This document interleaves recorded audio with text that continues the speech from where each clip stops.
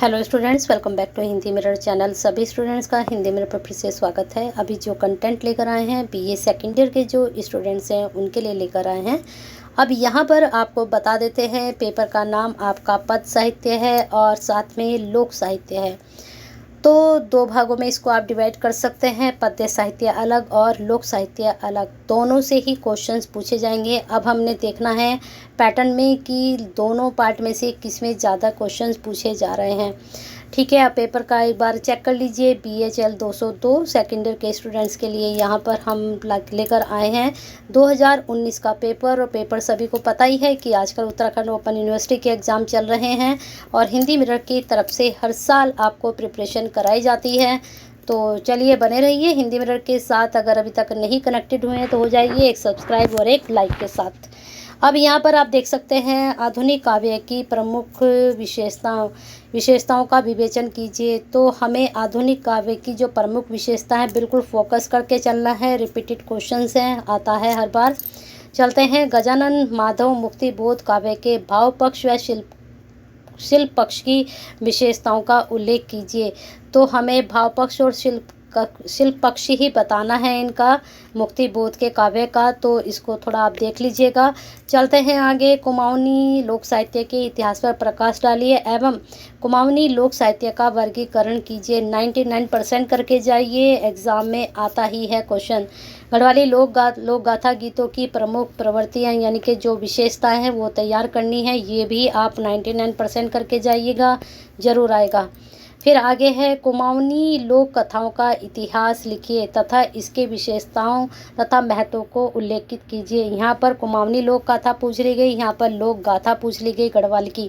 तो आपको एक बात बता दूँ, लोक गाथा, लोक कथा, लोक संगीत और आपका जो क्वेश्चंस हैं ये जो साहित्य वाला है तो इसको भी आप ज़रूर करके जाइएगा। ये 3 से 4 टॉपिक ऐसे हैं कि यहाँ से 100% आपका क्वेश्चन ज़रूर पूछा जाएगा। लेकिन अब आपकी तैयारी किस तरीके से है और आपने उन टॉपिक को कितना फोकस करके पढ़ा है और कितना आप अच्छे से अटैम्प्ट करके आते हो, ये आप पर डिपेंड करता है। चलते हैं शॉर्ट क्वेश्चन पर। असाध्य वीणी के जो कथ्य है यानी कि जो उसकी कथा है उस पर आपको प्रकाश डालना है। बिल्कुल बहुत अच्छा है, पढ़िए इसको अच्छे से और अच्छे से इसको अटैम्प्ट करके आइए। शमशेर बहादुर सिंह का जीवन परिचय नहीं कहा जा सकता कि किसका वो पूछ ले, लेकिन कुछ 2 से 4 इम्पोर्टेंट होते हैं जिनके बारे में पूछा ही जाता है। तो शमशेर बहादुर आप कर लीजिएगा, आगे जी कर लीजिएगा जिनका असाध्य वीणा लिखा है, और साथ में आप जो है मुक्ति बोध का भी कर लीजिएगा, इनके बारे में भी पूछा जाता है ज़रूर। अब आते हैं मध्यकालीन काव्य और आधुनिक काव्य में अंतर बिल्कुल पढ़ के जाइएगा। तीनों काव्य पढ़ के जाइएगा, आदिकाल का काव्य भी, मध्यकाल का भी और आधुनिक काल का भी। ये तीनों बनकर आपका लॉन्ग क्वेश्चन भी बन सकता है। आगे है श्रीकांत वर्मा के काव्य के शिल्प विधान की विशेषताएं बताइए। तो चलिए रैंडमली है, आप तैयार कर सकते हैं, सिर्फ शिल्प विधान पढ़ना है इनका। कुमाऊनी प्रकीर्ण विधाओं की विशेषताओं को, महत्व को समझाइए, स्पष्ट कीजिए। तो जो आपकी बुक में ये दे रखा है बिल्कुल वही उसी चैप्टर से पढ़िएगा, इधर उधर मत जाइएगा। वहीं पर जाकर इनकी जितनी भी कुमाऊनी की प्रकीर्ण विधाएं हैं उनको पढ़िए और उनकी विशेषताएं तैयार कीजिएगा। नेक्स्ट है गढ़वाली लोक गाथाओं के शिल्प विधान पर प्रकाश डालना है। जागर का संक्षिप्त विवरण दीजिए। प्रश्न बनता है, जागर को तैयार कर लीजिएगा। केदारनाथ सिंह के काव्य में आए बिंब विधान का विवेचन कीजिए। जो केदारनाथ सिंह हैं उनके जो काव्य है उसमें बहुत ज़्यादा बिंब विधान दिखाया गया है और बिंब विधान है उनके काव्य में, तो इसको भी आप तैयार कर लीजिएगा। चलते हैं, ये 19 का था। अब थोड़ा सा डिस्कस कर लेते हैं कि 2022 में किस प्रकार के क्वेश्चंस पूछे गए थे।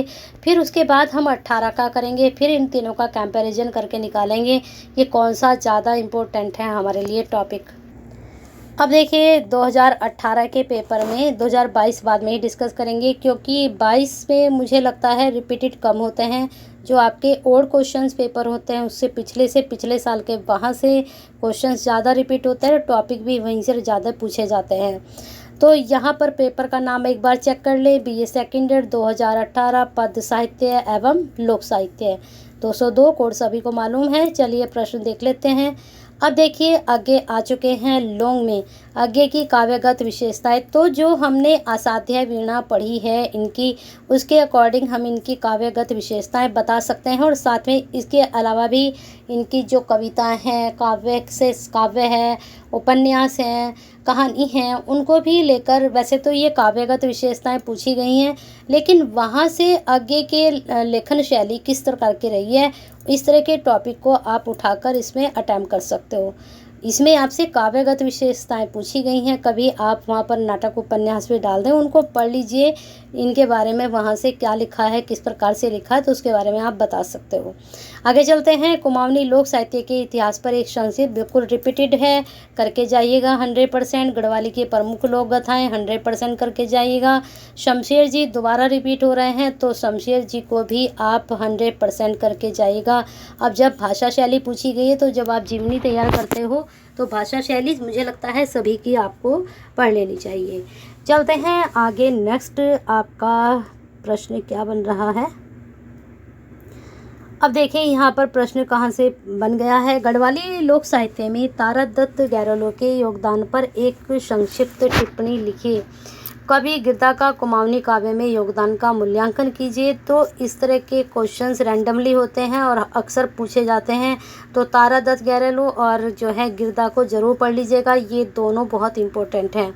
शेरदान अनपढ़ के काव्य में अनुभूति पक्ष पर प्रकाश डालिए। फिर आपका आ चुका है लोक साहित्य लोक संस्कृति के अंतर संबंधों की, यानी कि इन दोनों का अंतर नहीं पूछा गया है, इन दोनों का जो है दोनों में आपस में क्या संबंध है वो पूछा गया है, तो कर लीजिएगा। अच्छा प्रश्न है, रिपीटेड हो सकता है। केदारनाथ सिंह की काव्यगत विशेषताएं दोबारा पूछ ली गई हैं, तो 100% करके जाइएगा। मुक्ति बोध दोबारा पूछ ले गए हैं, 100% करके जाइएगा। फिर यहाँ पर कुमाऊनी लोक गाथाओं का संक्षिप्त वर्णन कीजिए, ये भी आपसे रिपीट पूछा गया है, इसको भी 100। और गढ़वाली लोकगीत के स्वरूप, मैंने कहा ना, गाथा, गीत, गाथा, संगीत, ये सब पढ़कर जरूर जाइएगा। उद्भव, विकास, कुमाऊनी, गढ़वाली सब का पढ़कर जाइएगा, दोनों का, तो प्रश्न बहुत ही अच्छे आएंगे भी और आप अच्छे से अटेम्प्ट भी कर पाओगे।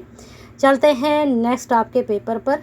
अब जो पेपर है 2022 जून का लेकर आए हैं, दिसंबर का नहीं लेकर आए हैं, क्योंकि जो पेपर अभी बैक में हुआ है, तो 6 महीने के डिफरेंस से तो शायद ये रिपीट ना करें आपके लिए। टॉपिक तो देखो बाहर से नहीं आएंगे और कहाँ से लेंगे, टॉपिक तो यहीं से लेंगे, लेकिन क्वेश्चंस जो पूछे जाएंगे किस टॉपिक से ज़्यादा पूछे जाएंगे, वो हमें, जो हमारे 1 साल से ज़्यादा पुराने वाले पेपर होते हैं, वहाँ से हमें ज़्यादा आइडिया निकलता है। ठीक है, तो पेपर का नाम एक बार चेक कर लें, 2022 जून का पद्य साहित्य लोक साहित्य। ठीक है, BHL 202। जल्दी देख लेते हैं प्रश्न। अब देखिए, आधुनिक हिंदी पद्य की प्रवृत्तियों पर विचार डालिए, करके जाइएगा ज़रूर। ठीक है, पूछी जा सकती हैं। असाध्य वीणा से अब प्रश्न देखिए किस प्रकार का बना है। असाध्य वीणा कविता की काव्य संवेदना पर विचार करते हुए काव्य कला, प्रश्न रिपीटेड है, मैंने कहा था काव्य भाषा, भाषा शैली, काव्य कला को जरूर पढ़ के जाइए, क्योंकि प्रश्न बनते ही बनते हैं। केदारनाथ सिंह की कविताओं में आए बिंब विधान बिल्कुल रिपीटेड हो चुका है। केदारनाथ सिंह को, अज्ञे जी को, इनका जो चैप्टर हैं उनको बहुत अच्छे से पढ़ लीजिए।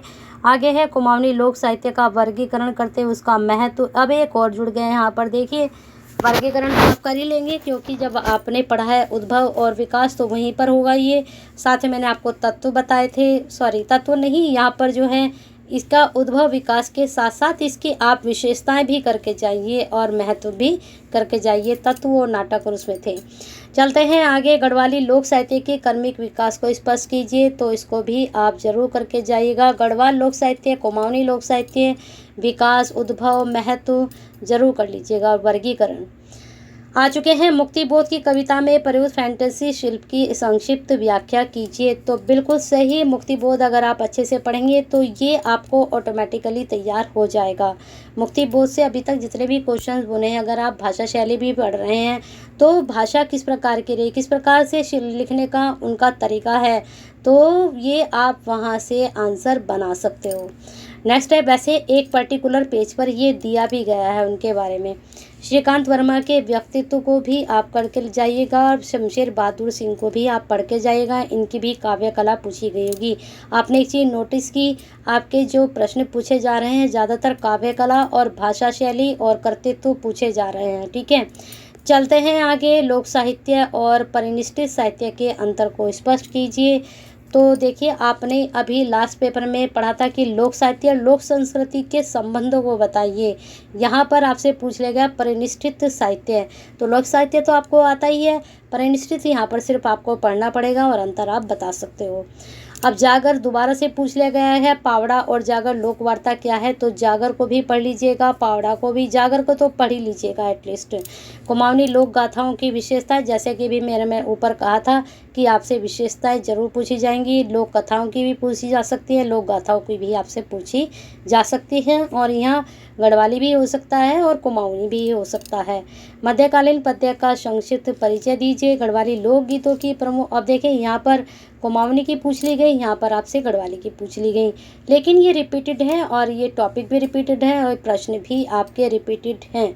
तो बने रहिए, हिंदी मिनट के साथ 3 पेपर आप तक पहुँच चुके हैं। और अब क्या करना है आपको, आज आपका पेपर है एक 201 BHL, तो फीडबैक ज़रूर दें कि आपका पेपर कैसा आया और किस प्रकार का आपका पेपर हुआ, और कमेंट बॉक्स में ज़रूर बताएं कि आपका जो हिंदी मिनट की तरफ से तैयारी हुई वह कैसी रही और आपके एग्ज़ाम कैसे रहे, और रिज़ल्ट तक हमें ज़रूर बताइएगा कि आपका रिज़ल्ट कैसा रहा। वैसे तो आपको जो सूचना दी जाएगी हिंदी मिनट की तरफ से ज़रूर दी जाएगी कि रिज़ल्ट आ चुका है, तो तब तक आपको लाइक करते रहना है, शेयर करते रहना है।